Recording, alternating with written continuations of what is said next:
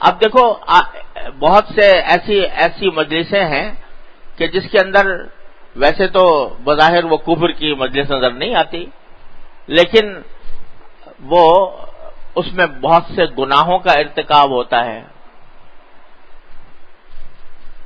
مثلا کسی مجلسوں کے اندر غیبت عام ہو چکی ہے.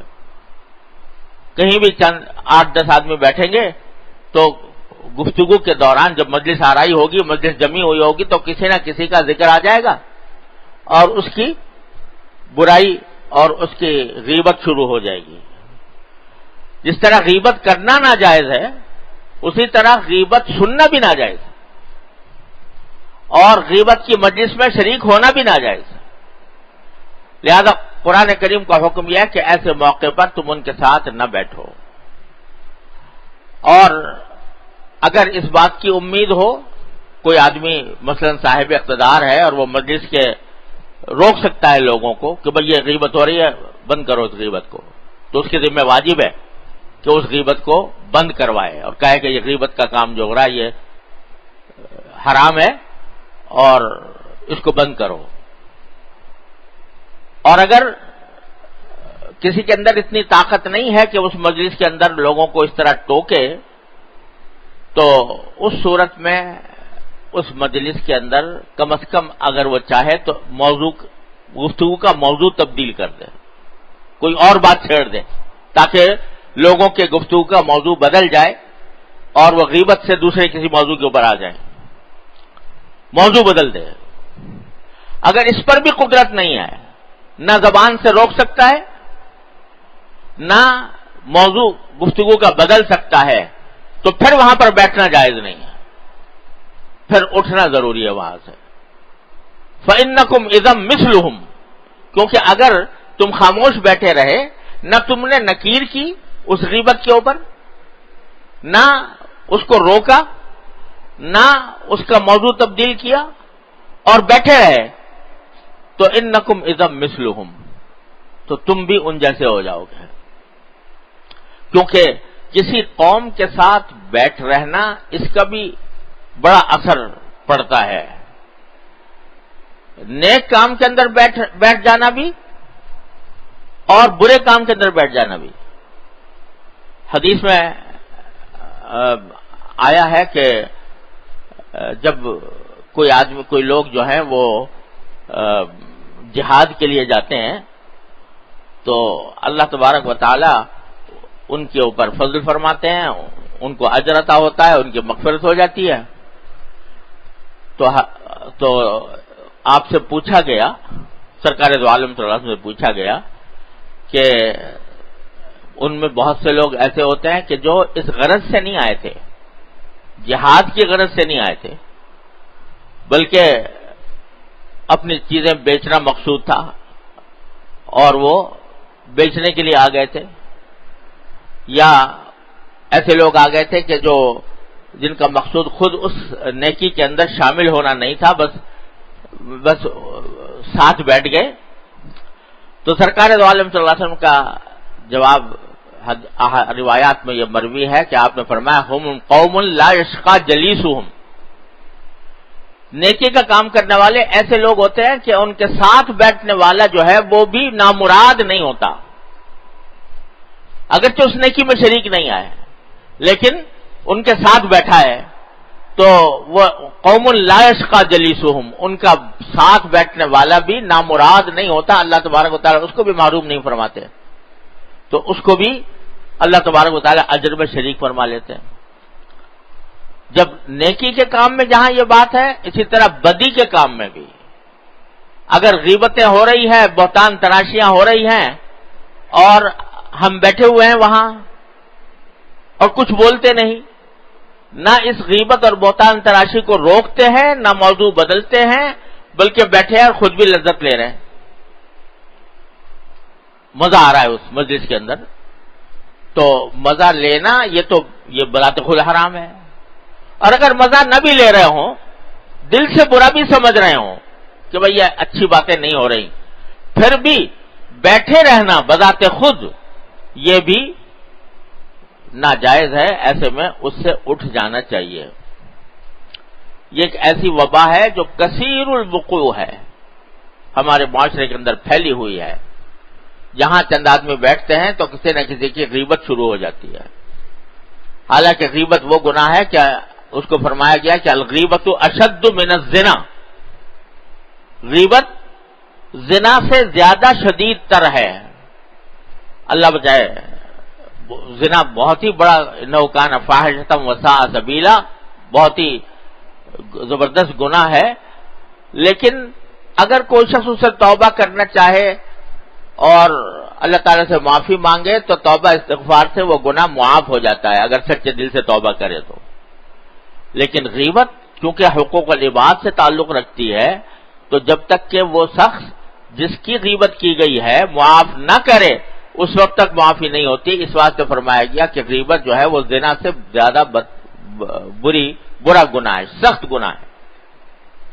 مگر مجلسیں ہیں کہ بھری ہوئی ہیں غیبت سے، دن رات خیال بھی نہیں آتا کہ ہم غیبت کر رہے ہیں.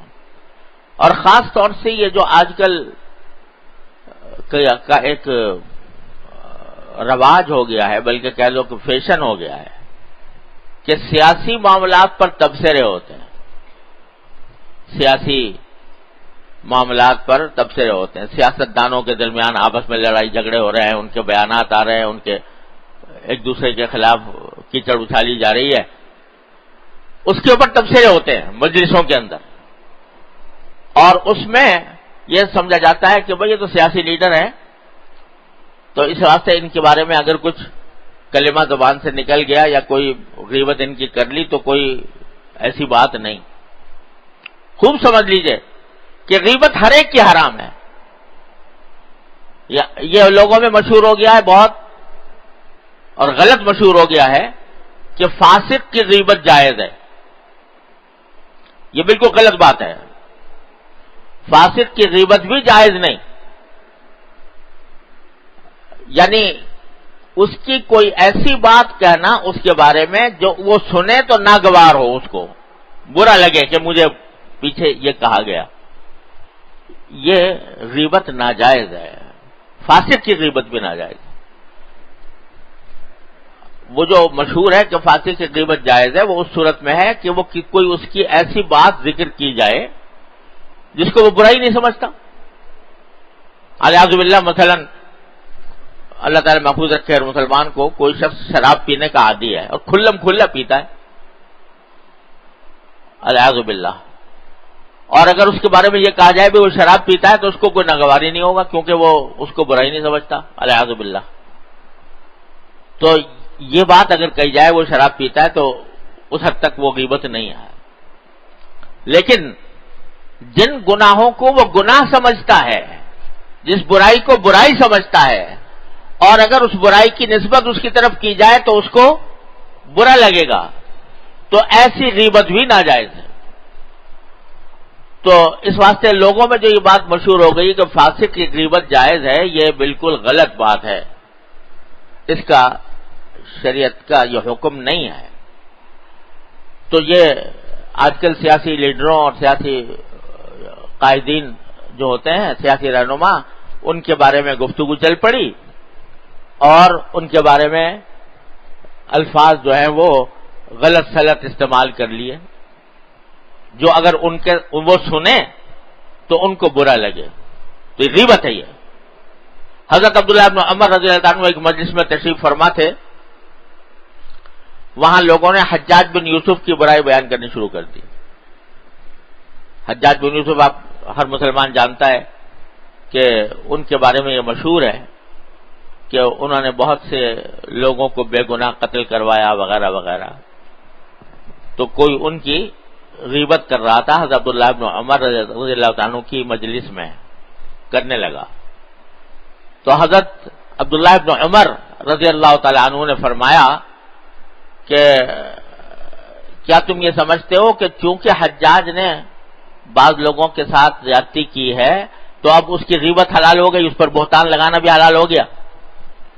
یاد رکھو کہ جس طرح اللہ تبارک و تعالیٰ اس سے بہت سے بے گناہوں کے خون کا حساب لے گا، اسی طرح اگر تم اس کی غیبت کرو گے تو غیبت کا بھی تمہاری گردن پکڑی جائے گی، غیبت پر بھی تمہاری گردن پکڑی جائے گی.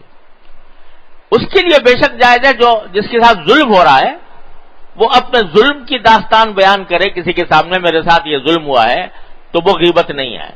لا يحب اللہ القول لا يحب اللہ الجہر بالقول بالسوء الا من ظلم. کوئی مظلوم ہے اور وہ اپنے ظلم اس کے ساتھ جو ہوا ہے اس کی داستان بیان کر رہا ہے کسی کے سامنے، تو یہ بے شک غیبت نہیں ہے اور جائز ہے. لیکن اس طرح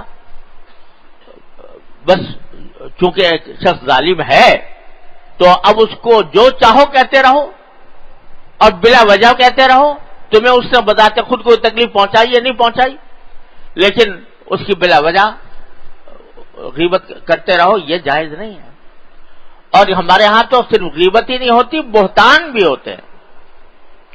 بہتان ہوتے ہیں، کسی کے اوپر الزام لگا دیا بے تحقیق کے، بغیر تحقیق کے، بلا وجہ، بغیر کسی دلیل کے. خاص طور سے جو سیاستدان وغیرہ ہیں ان کے بارے میں لوگوں نے ان کے خون آبرو سب حلال کر رکھی ہے کہ لہذا فلاں آدمی تو رشوت خور ہے، اس کی مقدار تک بتا دیتے ہیں، اس نے اتنے کروڑ روپے لیے ہیں، اس نے اتنے ارب روپے کا غبن کیا ہے، تحقیق کے بغیر بلا وجہ. بھئی کیا ضرورت ہے آپ کو یہ بات کہنے کی؟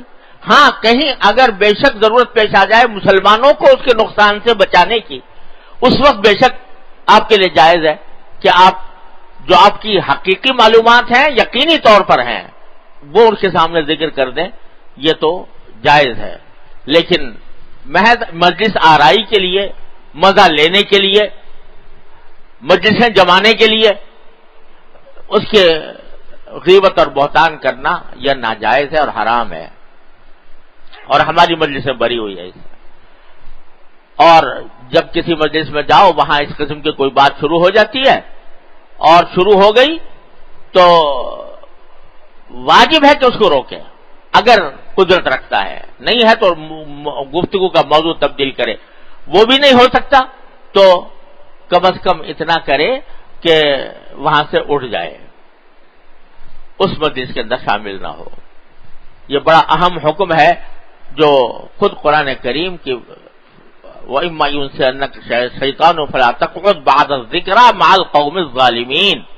ظالم لوگوں کے ساتھ مت بیٹھو جو دوسروں پر ظلم کر رہے ہیں، غیبت کر رہے ہیں تو ظلم کر رہے ہیں، اس ظلم کے کرنے والوں کے ساتھ مت بیٹھو.